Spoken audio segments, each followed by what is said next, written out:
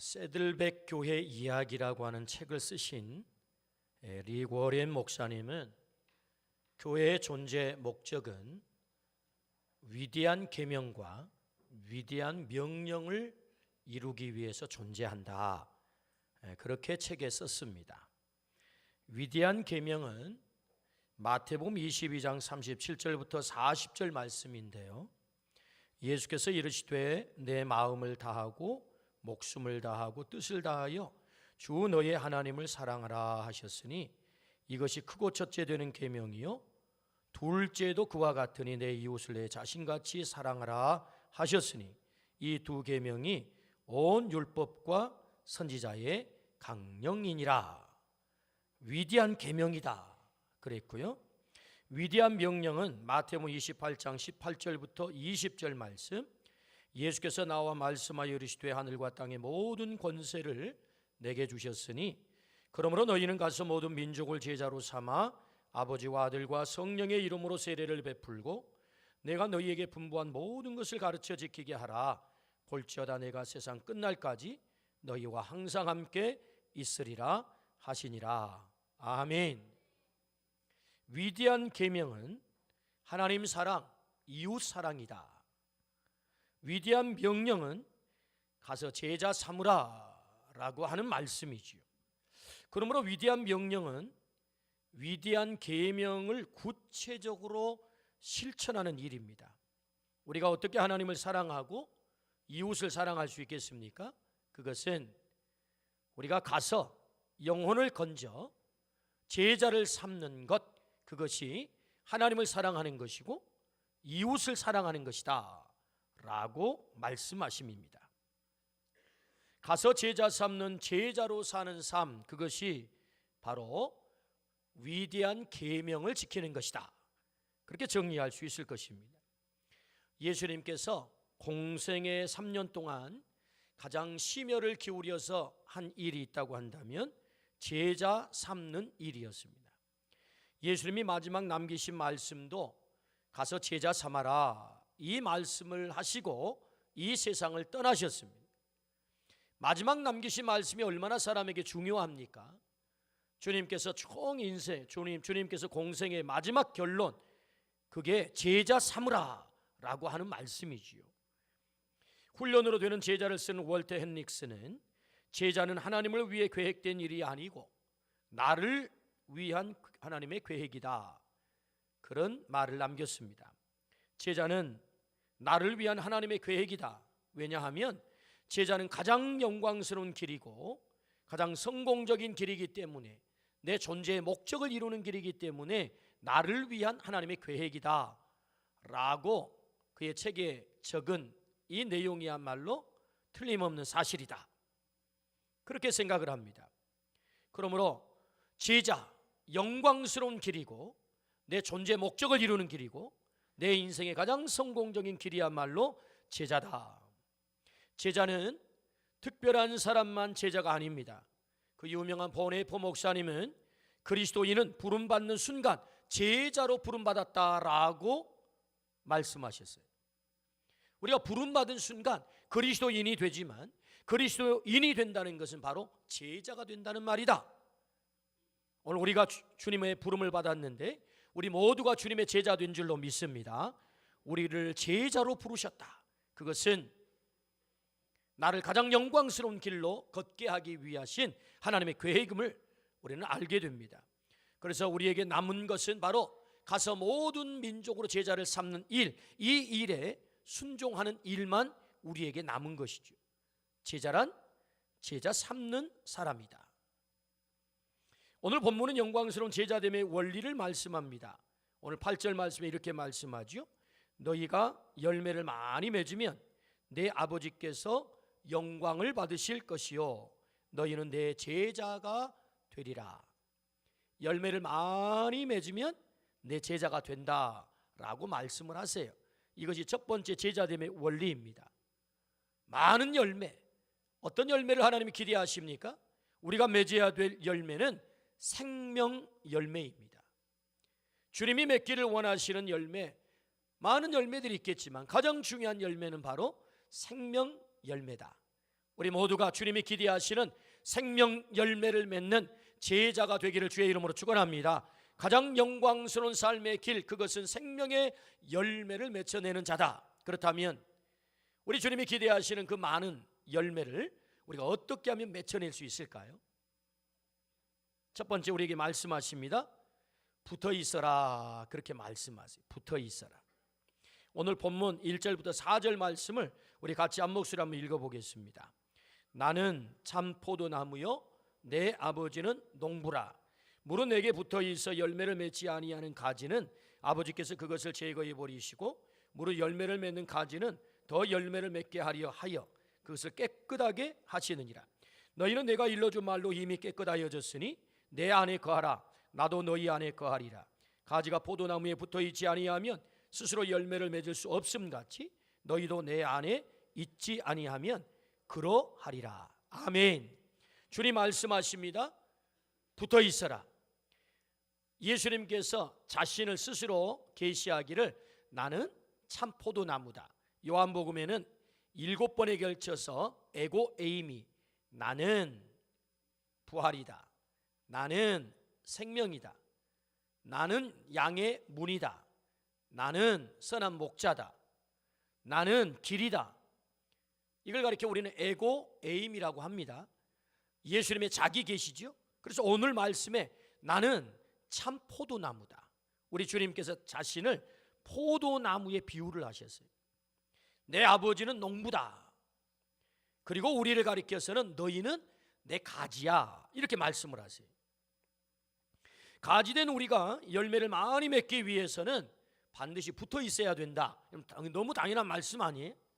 줄기에 붙어 있을 때 우리가 열매를 맺게 될 줄로 믿습니다. 붙어 있어라 말씀하세요.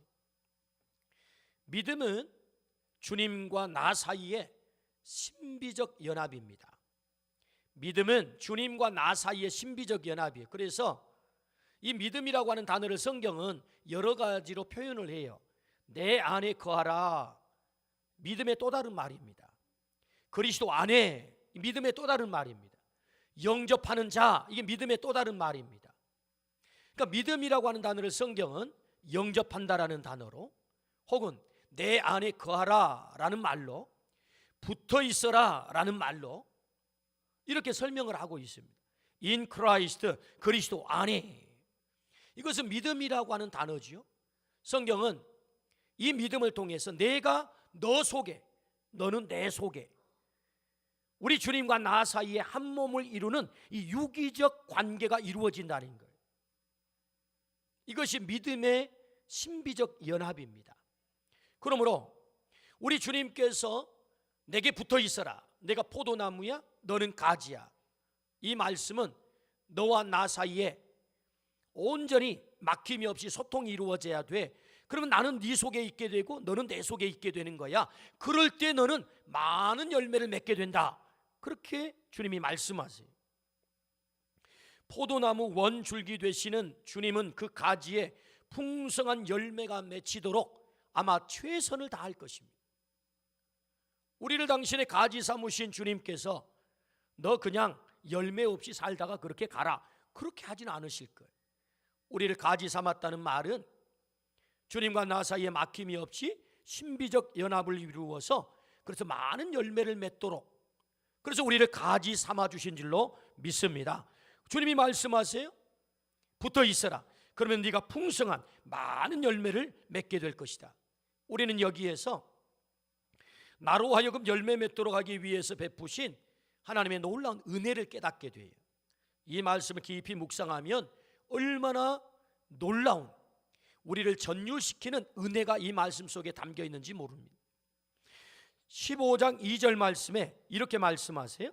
물은 내게 붙어 있어 열매를 맺지 아니하는 가지는 아버지께서 그것을 제거해 버리시고 물은 열매를 맺는 가지는 더 열매를 맺게 하려 하여 그것을 깨끗하게 하시느니라. 할렐루야. 하나님은 농부가 되세요. 하나님이 여러분 농사를 짓는다고 생각을 해보세요. 우리가 포도나무거든요. 우리가 가지거든요. 그럼 하나님은 완벽한 농부가 되지 않겠습니까? 그래서 농부가 포도나무를 가꿀 때에 열매를 맺지 않으면 어떻게 한다고요? 자른다고요. 가지치기를 한다고요. 제거해 버린다고요. 그래서 그것을 불에다 살라버린다고요. 이것이 농부 되시는 포도나무를 농사짓는 농부가 하는 일이에요.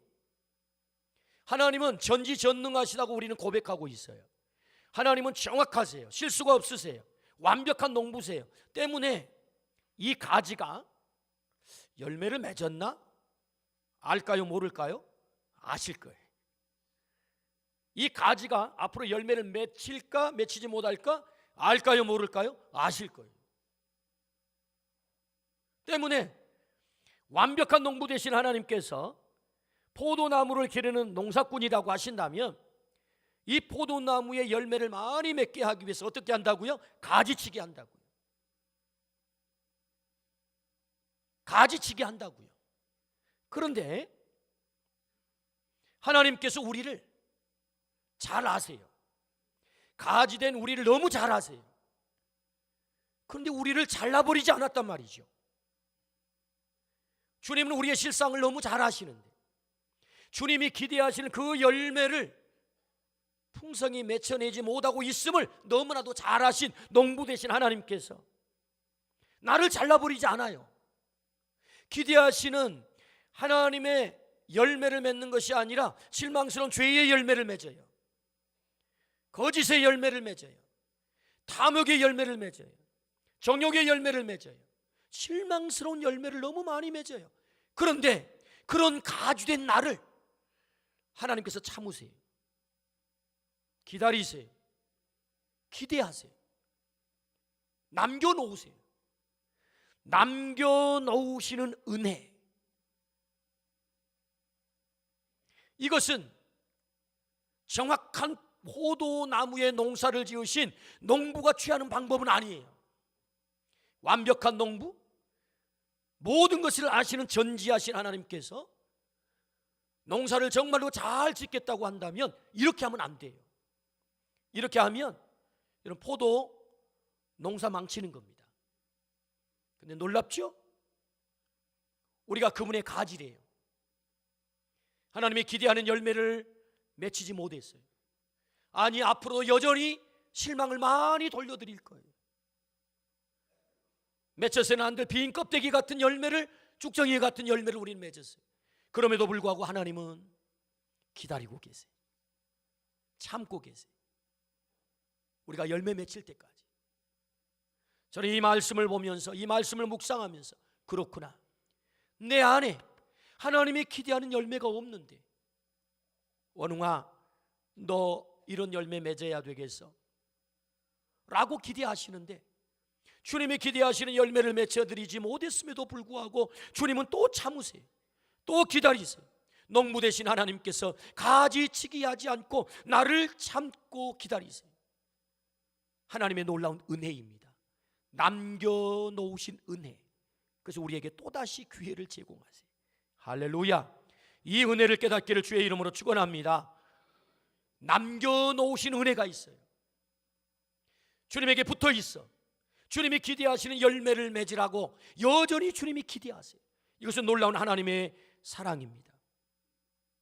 그러므로 남겨놓으신 그 은혜를 깨닫고 주님께서 기대하시는 그 열매를 주님 앞에 맺혀드리기를 주의 이름으로 축원합니다. 생명의 열매를 기대한다는 거죠.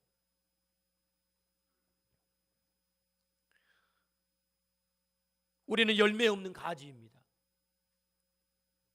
그런데 하나님은 열매 없는 나를 남겨놓으셨어요. 참아주시고 기다려주시고 기대하시는 하나님의 놀라운 은혜입니다. 이 놀라운 은혜를 우리가 깨닫는다면 어떻게 주님에게 붙어있지 않을 수 있겠어요? 하나님, 나를 참아주셨군요. 나에게 또다시 기회를 주시는군요. 그럼 제가 줄기 되신 주님에게 붙어있을게요. 주님 절대로 등지지 않을게요. 주님 떠나지 않을게요. 오늘 우리가 주님에게 붙어있기를 주의 이름으로 축원합니다. 제자 가운데 주님에게 붙어있지 못한 제자가 있었어요. 자기가 옳다고 자기 길로 갔어요. 누구입니까? 가룟 유다입니다. 자기 길로 가면 주님 등지고 떠나 자기 길로 가면 자신의 삶에 열매가 맺히리라고 기대했지만 오히려 비참하게 그의 인생 결론을 지었어요. 곤두박질 쳤어요. 붙어 있지 않으면 비참해집니다. 그런데 여러분은 잠시 떠났지만 회개하여 돌아와 주님에게 붙어 있었던 베드로, 그는 많은 열매를 맺습니다. 물론 그는 한때 부인하고 주님을 떠났지요. 그래서 갈릴리 바다에 가서 열심히 그물을 내리죠. 밤새 그물을 내리지만 한 마리 고기를 잡지 못합니다. 뭘 말하지요? 주님 떠나면 네 인생 빈 배야, 빈 인생이야, 빈 그물이야. 너에게 남는 거 아무것도 없어. 여러분, 주님 떠나면 우리는 빈 인생뿐인 줄로 믿습니다. 베드로의 삶을 통해서 우리에게 보여주신 말씀입니다. 베드로야, 너 깊은 데로 가서 던져라. 제가 말씀에 의지해서 주님을 믿고 신뢰하여 깊은 데로 가서 그물을 던지겠습니다 라고 주님의 말씀에 순종해서 주님을 믿고 그물을 내렸을 때 그의 그물이 찢어질 만큼 고기를 가득 잡은 줄로 믿습니다. 2배에 가득 채웠다. 나를 떠나서는 네 인생 빈 껍데기지만 내 안에 있을 때 너의 인생은 가득 차게 될 거야. 할렐루야. 주님 말씀하세요. 붙어 있어라. 그때 열매를 맺겠다라고 말씀하십니다. 그러므로 포도나무 줄기 되신 주님에게 우리 모두가 붙어 있기를 주의 이름으로 축원합니다. 어떤 상황 속에서도, 어떤 환경 속에서도, 어떤 일들이 내게 찾아왔다 할지라도 주님을 떠나지 않기를 주의 이름으로 축원합니다. 붙어 있을 때 열매 맺는다. 주님은 우리에게 의지적으로 붙어 있으라고 하십니다. 믿음은 의지적 결단입니다. 믿음은 하나님께서 나를 위해 이뤄놓으신 구원의 계획을 받아들이는 겁니다. 믿음에 있어서 하나님의 영역이 있고 나의 영역이 있습니다. 하나님의 영역은 우리는 아담 이후에 죄로 말미암아 타락하여 다 죽을 수밖에 없었던 사망 아래 놓인 자였지요. 그런 우리를 위해서 하나님께서는 구원의 프로젝트를 가동시킵니다. 하나밖에 없는 아들을 이 땅에 보내주시죠. 십자가에 달려 우리 모든 죄를 대속해 주시죠.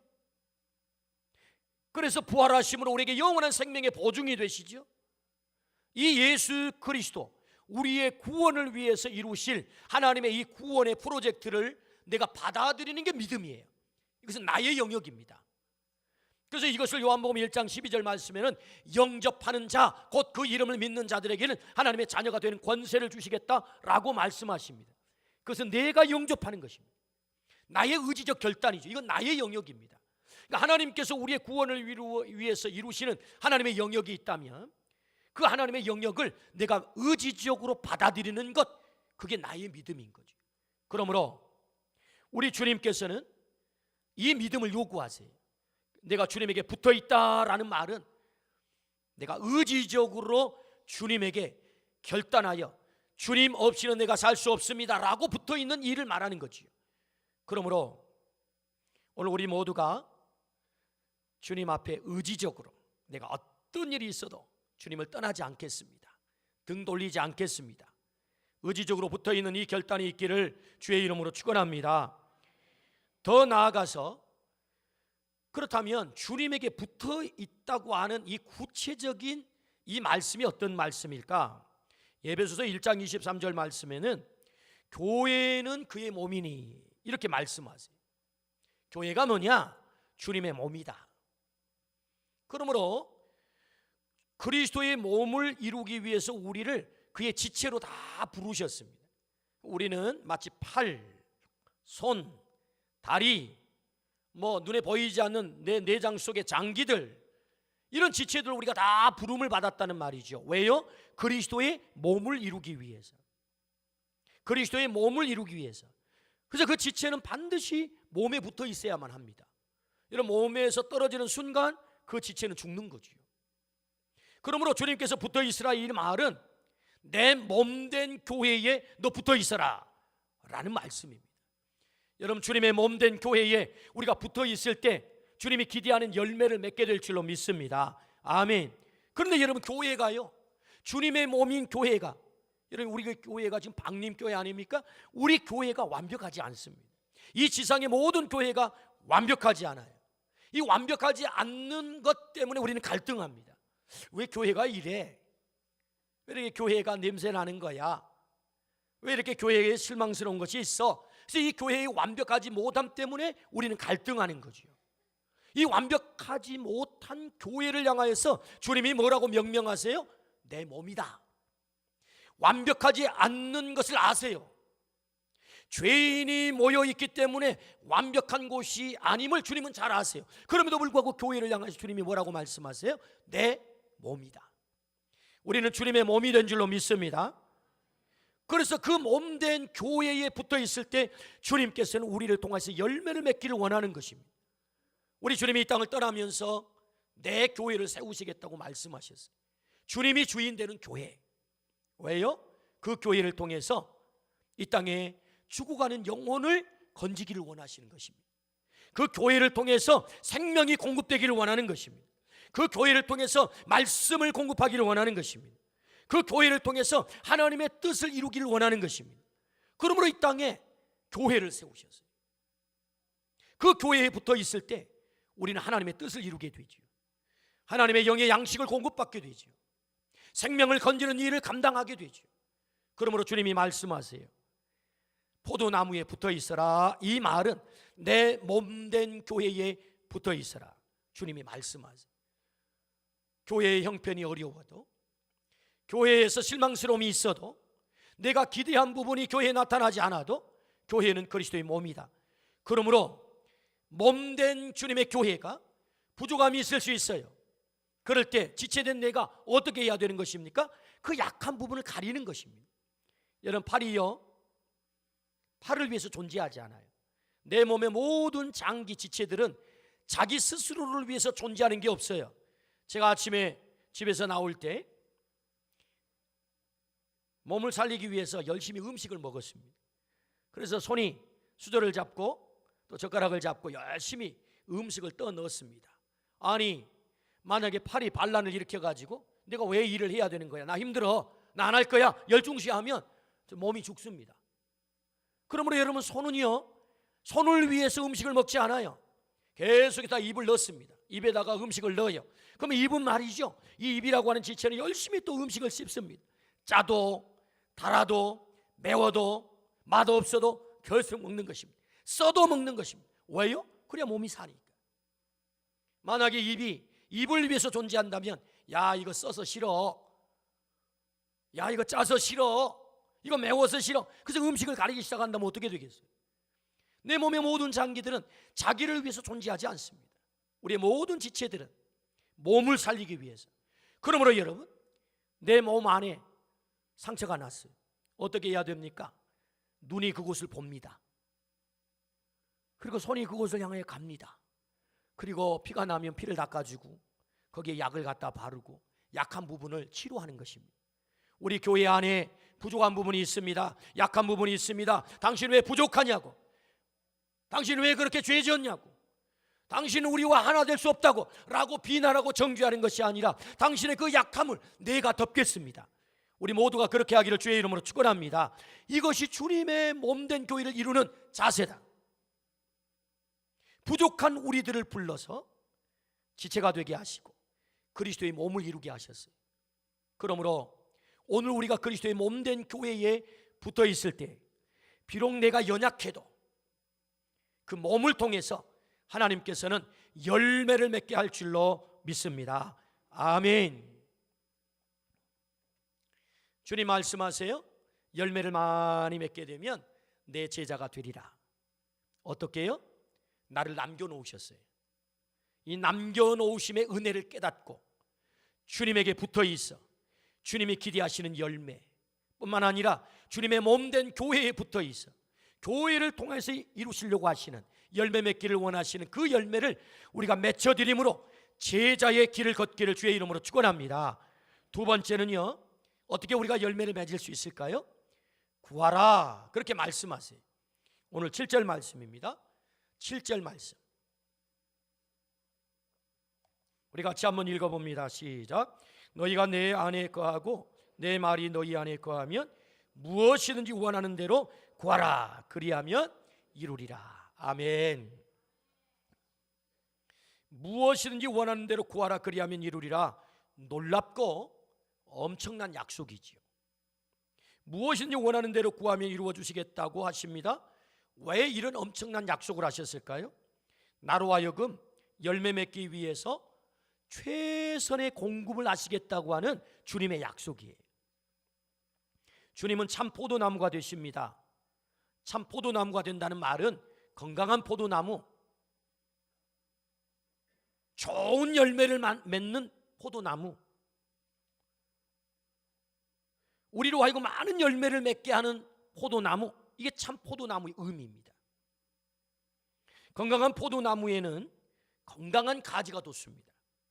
원줄기 포도나무가 중요하다면 가지도 너무너무 중요할 거예요. 여러분, 열매가요 줄기에 맺히지 않습니다. 가지에 맺습니다.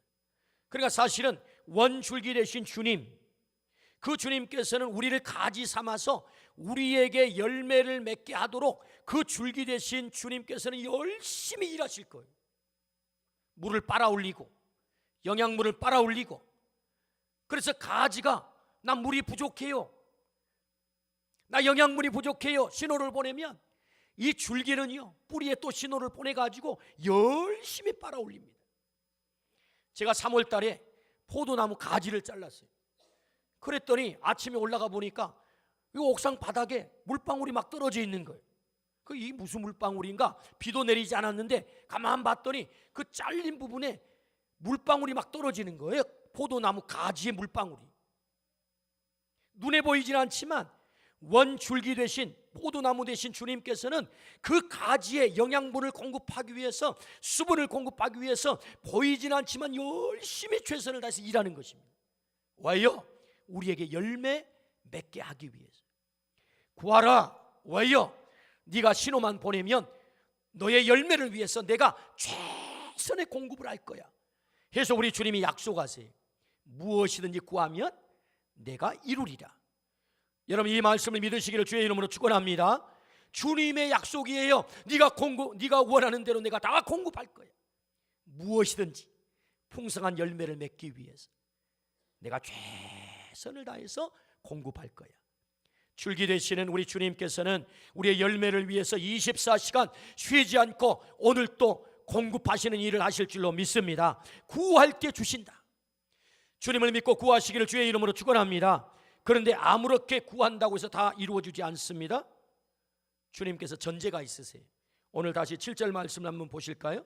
7절, 너희가 내 안에 거하고 내 말이 너희 안에 거하면 무엇이든지 원하는 대로 구하라. 그러면 이루리라. 아멘. 오늘 이 말씀에 보면 두 가지 전제를 하죠. 첫 번째는 너희가 내 안에 거하고, 내 안에 거한다는 말은 주님 믿는다 그 말입니다.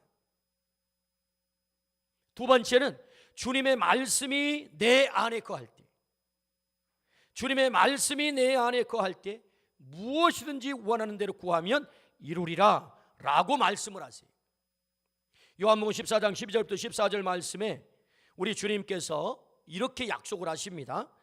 내가 진실로 진실로 너희에게 이르노니 나를 믿는 자는, 이 말씀을 다른 말로 오늘 말씀 본문으로 바꾸면 내 안에 거하는 자는, 이 말이에요. 내 안에 거하면 이런 말입니다. 믿는 자는 내가 하는 일을 그도 할 것이고 주님이 하는 일을 그도 하게 된다.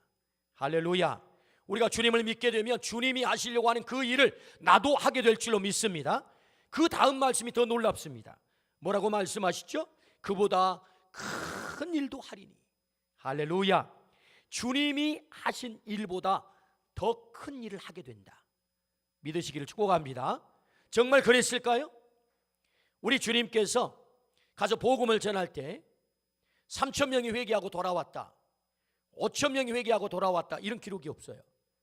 그런데 주님의 제자 베드로는요, 성령 충만한 이후에 나가서 예루살렘 거리에 가서 복음을 전했더니 3,000명이 회개하고 돌아옵니다. 5,000명이 회개하고 돌아와요. 이 말씀을 놓고 보면 오늘 주님이 하신 말씀대로 나보다 더 큰 일을 행하겠다라는 주님의 말씀이 그대로 성취되고 있는 거죠. 그러므로 여러분, 주님을 믿고 주님께서 말씀하신 것처럼 주님의 이름으로 간구하여 구할 때에 주님이 행하시는 일뿐만 아니라 주님이 행하신 더 큰 일도 오늘 우리가 행할 줄로 믿습니다. 주님께서 여행을 많이 하세요. 갈릴리 바다, 예루살렘, 여리고, 저 북쪽의 시돈과 두로 지역까지 여행을 하세요. 그런데 주님이 여행한 지역은요, 겨우 사실은 팔레스타인 지경 안에 여행을 했습니다. 그런데 그의 제자들은 여러분 팔레스타인 이스라엘을 뛰어넘어서 로마 심장까지 여행을 하는 것입니다. 바울은 소아시아뿐만 아니라 세계 유럽을 여행을 하는 것입니다. 내가 한 일을 그도 할 것이고 나보다 더 큰 일을 행하리라 주님 말씀하세요. 그러므로 오늘 말씀하세요. 나를 믿는 자 그는 내가 하는 일을 그도 할 것이다. 오늘 우리가 주님을 믿는다면, 주님 안에 거하게 된다면, 내가 그래서 주님 안에 거하여 그분에게 구할 때에 주님이 행하신 일을 할 뿐만 아니라 주님보다 더 큰 일을 행하게 될 줄로 믿습니다. 그걸 약속하신다는 거예요. 주님이 맺는 열매보다 더 많은 열매를 맺게 될 거야. 할렐루야. 이 약속을 신뢰하기를 주의 이름으로 축원합니다. 주님을 믿는 자는 오늘 또 동일하게 주님이 행하신 그 일을 행하게 될 줄로 믿습니다. 주님을 믿는 자는 그래서 그의 이름으로 구하는 자마다 더 큰 일을 행하게 될 줄로 믿습니다. 하나님께서 우리에게 약속하셨어요. 구하라. 그러면 너는 열매를 맺게 될 거야. 오늘 성경은 이렇게 말씀합니다. 마태복음 21장 22절 말씀에 너희가 기도할 때에 무엇이든지 믿고 구하는 것은 다 받으리라 하시니라. 할렐루야. 믿고 구하는 것 우리 주님이 주시겠다고 약속하셨어요. 공급하시겠다고 약속하셨어요. 우리가 어떻게 열매를 맺을 수 있습니까? 구하라. 어떻게요? 믿고 주님 안에 거하여, 그리고 주님의 말씀이 우리 안에 있게 되면 그 말씀을 믿고 구할 때에 하나님께서 열매를 맺게 하신다. 믿음의 기도가 능력입니다. 주님을 믿고 구하기를 축복합니다. 죄의 병든 영혼을 위해서 기도하십시오. 죽어가는 영혼을 위해서 기도하십시오. 그 기도를 통해서 죽어가는 영혼이 살아날 줄로 믿습니다. 가정이 회복될 줄로 믿습니다. 자녀들이 회복될 줄로 믿습니다. 믿음의 기도가 능력이다. 구하라. 그러면 열매를 맺게 될 거다. 저는 김민식 집사님의 간증을 듣게 됐어요. 서울의 유명한 대학의 교수님이셨어요. 이분이 예수님을 알기 이전에 결혼을 했단 말이에요. 근데 결혼을 하고도 이 교수님께서 음란한 일을 하게 됐어요.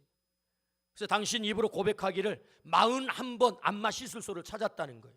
저는 안마 시술소가 뭐 하는 곳인지 잘 몰라요. 그런데 이분이 그래요. 안마 시술소를 41번을 찾았다고. 그런데 그 안마 시술소가 안마만 하는 곳은 아닌가 봐요. 물론 안마만 하는 곳도 있겠지요. 그런데 어쨌든 이 교수님 입에 고백된 말로 하면은 자기가 안마 시술소를 찾아서 음란한 짓을 했다는 거예요. 이걸 아내가 안 거예요. 아내가. 그래가지고 이 아내가 얼마나 열을 받는지, 어떻게 당신이 나한테 이럴 수 있어? 이 열을 받은 거예요. 어떻게 대학 교수님이라는 사람이 이럴 수 있어? 도저히 살 수 없게 된 거예요. 너무너무 큰 상처를 받아서. 그래가지고 모자를 푹 눌러 쓰고 이 교수님께서 강의하는 강의실에 들어갔어요. 자기 남편이 강의하는 강의실에 들어갔다. 학생들하고 같이 수업을 다 받고 마지막 끝나는 지점에 해가지고 전단지를 만들어가지고 전단지를 만들어가지고 저기 앞에서 교수하는 저 인간은 이런 인간입니다 하고 전단지를 뿌려버렸어. 이런 성매수를 하는 아주 악한 교수라고. 세상에 누가? 아내가. 학교가 발칵 뒤집으셨어요. 그래서 교수직에 잘렸어요. 여러분 요새 교수 되기가 얼마나 힘들어요. 이 남편도 열받았어요. 어떻게 아내가 그럴 수 있냐. 교수는 교수대로, 남편은 남편대로 열받고, 아내는 아내대로 열받고. 그래서 결국 둘이 살지 못하고 헤어졌어요. 어떻게 살겠어요? 그런데 헤어지고 보니까 이 분함에 내 인생 망쳐놨다는 거죠. 이 인간이 너무너무 분해가지고 그 분을 사귀지 못하고 사는데 우울증이 온 거예요. 도저히 감정 컨트롤이 안 돼. 그렇게 우울증 가운데 사는 이 아내가요, 친구가 교회로 전도한 거예요. 너 그렇게 살지 말고 교회 가자 해가지고 교회를 오게 된 거예요. 근데 교회를 와서 하나님의 말씀을 목사님을 통해서 듣다 보니까 자기는 100% 피해자라고만 생각을 했어요. 100%. 내가 그 인간 못된 그런 짓을 하고 살아서 내 인생이 이렇게 망가져서 100% 피해자라고만 생각을 했는데, 하나님의 말씀을 듣고 보니까 자신이 100% 피해자가 아니라 나를 구원하기 위해서, 나를 하나님 앞에 인도하기 위해서 내 남편을 보내 나에게 고난을 주었다는 것을 깨닫게 된 거예요. 굉장히 이게 지금 고차원의 얘기입니다. 내 인생에 힘들게 해서, 여러분 교수 부인으로서 백화점이나 왔다 갔다 하고 화려하게 살고 뭐 부족할 게 뭐 있겠어요? 그 이전에도 누군가가 교회를 가자고 했지만 그 얘기가 안 들렸단 말이에요. 그런데 자신의 인생에 어려움이 찾아오고 이혼을 하고 가정이 깨지고 살 길이 막막해지고 우울증이 찾아오고 도대체 삶의 소망이 없어지니까 이 친구의 소리가 자기 귀에 들어온 거예요. 교회 가자. 그래서 와서 하나님의 말씀을 듣다 보니 그 말씀이 자기 속에 꽂히게 된 거예요. 그래서 그 말씀을 받아들여 예수 그리스도를 영접하고 보니까, 아하, 나를 구원하시기 원하시는 하나님께서 아프지만 이 방법을 통해서 나를 주님께서 부르셨구나 깨닫게 된 거예요. 그래서 못된 짓을 한 그 남편에게 감사하게 됐어요. 역설적이게도 나의 구원을 위해서 내 남편이 수고하고 있구나, 못된 곳을 가서 수고하고 있구나, 이렇게 깨닫게 된 거라니까요. 그래서 회개를 했어요. 그래서 자기 남편에게 물론 헤어졌지만 연락을 했대요. 한 6년쯤 되었을 때 연락을 한 거예요. 그래 만났어요. 그리고는 이 남편에게 뭐라고 고백을 하냐면, 나의 구원을 위해서 당신이 수고하고 있습니다. 말씀을 통해서 깨달으면서 헤어지는 것이 하나님의 뜻이 아니고 부부로 함께 살아야 되는데 함께 살지 못하는 것은 하나님의 뜻이 아님을 깨닫고, 그리고는 이 남편에게 이 아내가 뭘 제안을 하냐면, 나는 당신을 다 용서했습니다. 그러니 우리 합칩시다 하고는 다시 재결합을 제안을 한 거예요. 사실은 이 아내가 상처를 다 받았거든요. 그래서 이 남편을 자기가 나가고 있는 교회로 인도를 했어요. 그래서 이 남편이 교회를 나오기 시작해. 그래서 이 남편도 복음을 듣게 됐어요. 그리고 깨닫게 보니까 자신의 삶이, 자신이 과거에 저질렀던 그 추악한 일이 얼마나 더러운 악한 일을 안게 된 거예요. 이 김민식이라고 하는 집사님이 고백합니다. 자기가 예수님을 알기 이전에는 안마 시술소로 가는 게 죄라고 생각을 하지 않았대요. 성매수를 하는 것이 죄라고 생각을 하지 않았대요. 그건 그냥 남자들이 즐기는 것 아니야? 그렇게 생각을 했대요. 그런데 복음이 그에게 들어오니 아, 이게 죄구나 깨닫게 된 거예요. 그래서 하나님 앞에 철저하게 회개를 하고 다시 7년 만에 결합을 했어요. 할렐루야. 그리고 하나님께서 아이를 생명으로 주셨어요. 선물로. 그래 아이를, 요만한 아이를 남편이 간증을 하는데 아내가 데리고 옆에 서 있는 거예요. 놀랍게도 잘렸던 학교에서 다시 복직이 된 거예요. 아멘 하십시다. 하나님 안에 바로 설 때, 하나님에게 붙어 있을 때 구하라. 이 아내가 안타까운 마음을 가지고 남편을 위해서 기도하기 시작합니다. 구하라. 아, 남편과 헤어져서 사는 것이 하나님의 뜻이 아니군요. 하나님 앞에 구하기 시작합니다. 하나님께서 응답하셨어요.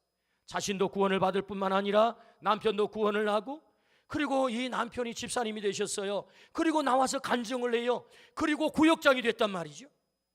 그런데 그 구역장이 되어가지고 자기 구역 식구들한테도 이걸 다 오픈을 한 거예요. 나는 이런 놈이었다고. 근데 놀랍잖아요. 그걸 오픈하면 사람들이 다 손가락질해서 저 더러운 놈하고 다 도망갈 것 같은데 그분의 그 오픈을 통해서 구역 식구들이 회복이 되는 거예요. 와, 나도 이런 사람이었는데 하고 회복을 하는 거예요. 자기 구역 식구들 가운데도 나도 이런 사람.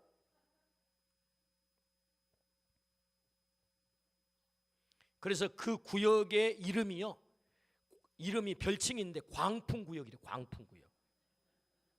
막 바람이 불어쳐가지고 바람을 피운 광풍구역. 별명이 광풍구역. 광풍. 그리고 그 구역에서 그 나눔을 통해서 많은 사람이 회복이 일어나는 거예요. 주님 말씀하세요. 구하라. 오늘 우리에게도 아픔의 기도 제목이 있습니다. 내 힘으로 해결되지 않는 기도의 제목들이 있습니다. 주님께서 말씀하세요. 네가 내 안에 거하고 내 말이 네 안에 거하면 구하라. 그러면 이루리라. 우리 하나님이 약속하세요.